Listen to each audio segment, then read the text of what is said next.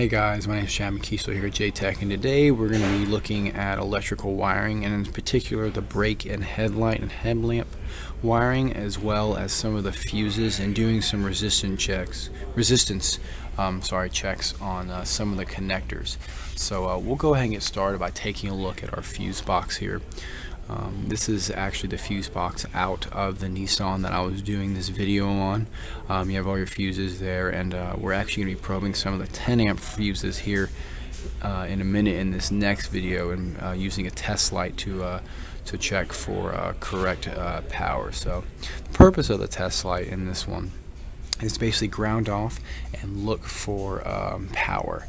And so as you can see here, I have the headlights and the headlamps off, which is why as I'm probing there is actually the test lights not coming on, because there is no power running to this fuse right now.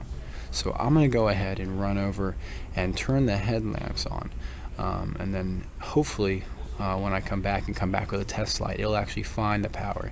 Now I did only turn it on the regular low beams. The high beams are not on, which is why some of the 10 amp fuses that I'm probing are not lighting up.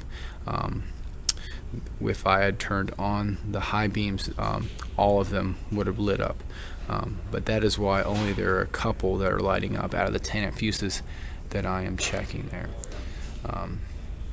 So that is why. And this fuse box actually has a cover that goes with it that has the layout of all of the fuses and all the relays. So next thing we're going to do is we're going to do a resistance check with an ohm meter. Now the purpose of this is to find leftover current that's inside or that's on a connector or a relay or a fuse. So I pulled out the relay that runs for the headlamps. I connected my positive, my negative, and set it to ohms, and as you can see it's reading here. The normal amount of resistance is supposed to be at 0.7. This one, the resistance on this one hovers around 1 ohm, a little less, down to 0.89. So that's how much is there.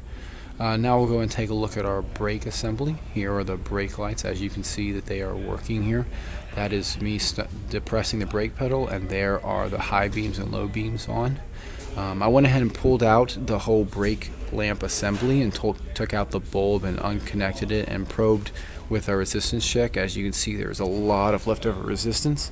I went back with a scan tool and found out that there is actually a wiring problem here in this brake lamp that was miswired from the last person that took it apart, worked on it, which is why there's so much resistance left over.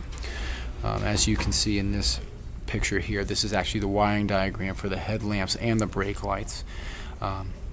As you can see, they run up to the top there, the paper, which is the relay for them, and then they can also run back down to the ECU and the BCU there at the bottom of the screen, which is where they get a lot of their coding and information from. So that's basically the diagram for this. Thank you for watching.